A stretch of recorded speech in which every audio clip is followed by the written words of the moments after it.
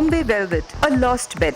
Filmmakers like Anurag Kashyap should be given small, meager budgets and told to play with it. When they have rupees 100 crore or more on their hands, they tend to go berserk. That's precisely what's happened to Bombay Velvet.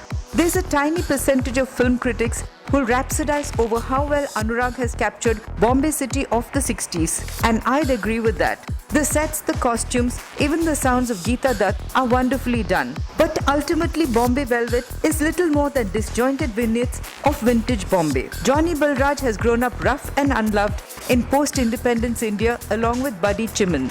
So has little Rosie, who sings like an angel but attracts devils who beat her up and abuse her. Rosie sings a foot-tapping Fifi Kuch Tere Dil Mein Fifi, which makes a promising curtain raiser, but it's all iffy after that. Johnny gets his anger out in the boxing ring, most times grinning through a bloody nose. It's instant love when he sees Rosie, but newspaper man Jimmy Mistry has set her up. Jimmy wants Rosie to seduce Johnny and get a photo negative from him that has a minister in a compromising position. The photo was clicked at the instance of Khambata, a rival newspaper owner who's also a gangster of sorts and is Johnny's mentor. With politics over the growth of Bombay City's Nariman Point as a backdrop, Kashyap curdles the plot. He has newspaper men, the mafia, the mayor, even a police commissioner who kidnaps Rosie to deliver her to dodgy Khambata, and the love story of killer Johnny, all mixed up and told in a fashion where no one knows what's really going on. At one point, Kashyap gets Khambata to spout that everybody's out to get something for himself, including Muhammad Ali Jinnah, who wanted to be the leader of a nation. But what the audience will get from Bombay Velvet is a question mark.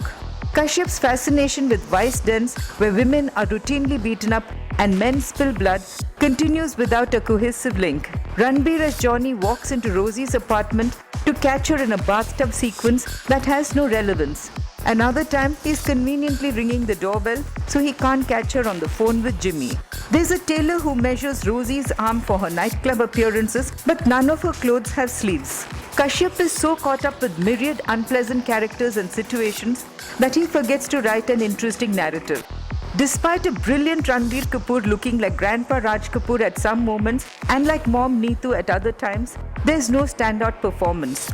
Anushka is competent too, but her scenes are unrefreshingly staccato. Even someone as talented as KK Menon doesn't leave an impression because he has nothing much to do.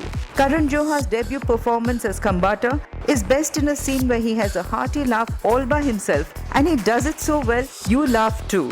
That's about the only relief in the rough Bombay Velvet, which gets a 2-star rating.